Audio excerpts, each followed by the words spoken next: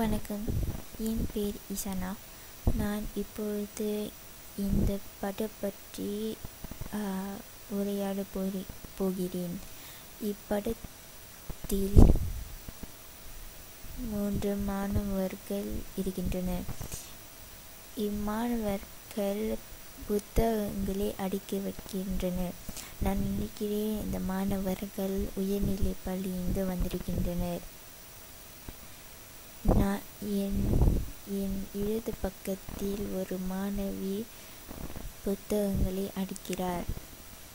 அவள் பக்கத்தில் இருக்கும் மாணவி அந்தந்த மொழியில் இருக்கும் புத்தகங்களை அடுக்கி வைக்கிறாள்.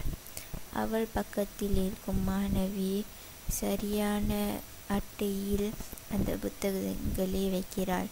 நான் நினைக்கிறேன் இந்த மாணவர்கள் பழைய புத்தகங்களை சேகரித்து பழைய அட்டைப்பெட்டியில் அடுக்கி வைக்கின்றனர்.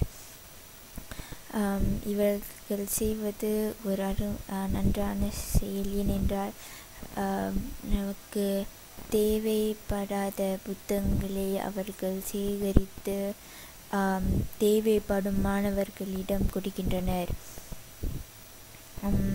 ஏனென்றால் சிங்கப்பூரில் படிக்க முடியாத படிப்பில்லாமல் இருக்கும் மாணவர்கள் இருக்கின்றனர்.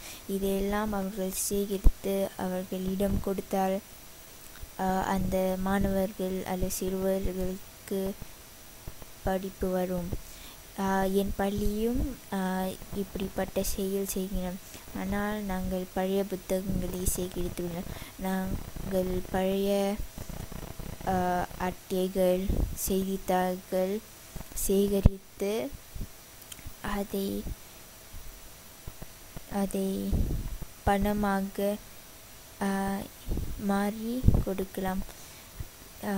அந்த பணத்தை வச்சே நாம் அந்த அதிக தேவைப்படும் மாணவர்களுக்கு கொடுக்கிறோம். சிங்கப்பூரில் இப்படிப்பட்ட செயல்கள் இன்னும் நிறைய நடந்தால் நம் நாடு இன்னும் முன்னேறலாம். நன்றி, வணக்கம்.